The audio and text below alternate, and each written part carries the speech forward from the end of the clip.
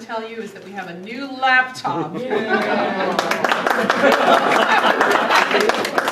After suffering through, and sometimes I take this whole do-it-yourself, MacGyver, OU on a budget thing a little too far, and I finally called IT and they said, oh, honey, what you're using is so outdated and has 2 gigs and et cetera.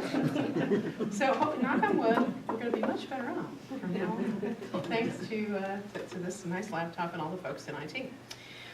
So this is our last lecture of the season, and we have had a very nice series of lectures. I want to mention that we will be open through the 11th, and we have the Brent Runnels Trio at 4 o'clock on Sunday the 11th, doing a concert right here in Skylight.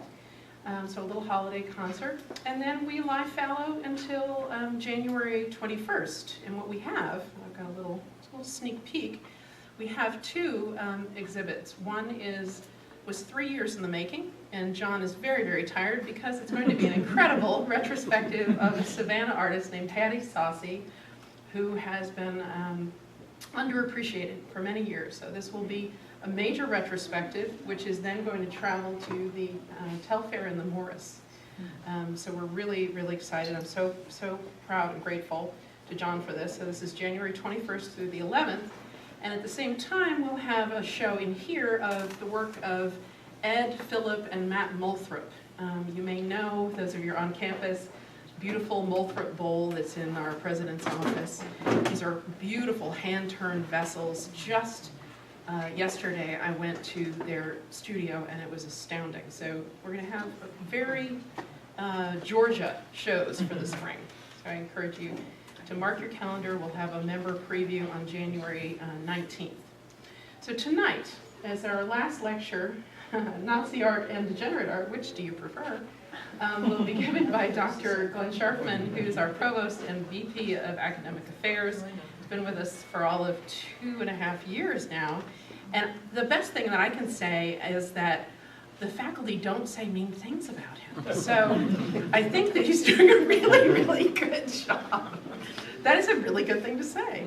And he keeps a lot of plates spinning, and we're so glad that he's here. So Dr. Sharfman, thank you. Thank you for making time. My pleasure. I was here when Elizabeth was giving her talk, and I felt so badly for you. So, and I also panicked. Of all things, and I normally don't use slides a whole lot, but I think when you're talking about art, it sure helps to do that. So thank you for asking me to do this. John, thank you for asking, and I'm going to thank my wife Susie for helping me with these slides, and hopefully it will go okay. So I don't know, I'll tell you that I don't know much about art history, and the thing that brought me to the subject of degenerate art was a long time ago. My first year of teaching, I supervised an undergraduate seminar on degenerate art by one of my students, who's now a prosecutor in Stark County, Ohio. So if you wonder what you can do with a history major when you specialize in degenerate art, you can go punish degenerates. And I remember at the time learning about degenerate art from her. I had heard the studying Nazi Germany. I ran across the phrase degenerate art. I knew about the exhibit, which I'll talk a little bit about in 1937, but I didn't really know much about it until her paper. And then I probably forgot about it for the next 25 years until Elizabeth asked me to do this talk. So not only am I not an art historian, I'm also not an artist, although I did take a picture of one of my works, which is entitled George. I could ask Elizabeth whether she would display George or not. George was probably circa 1968, and there was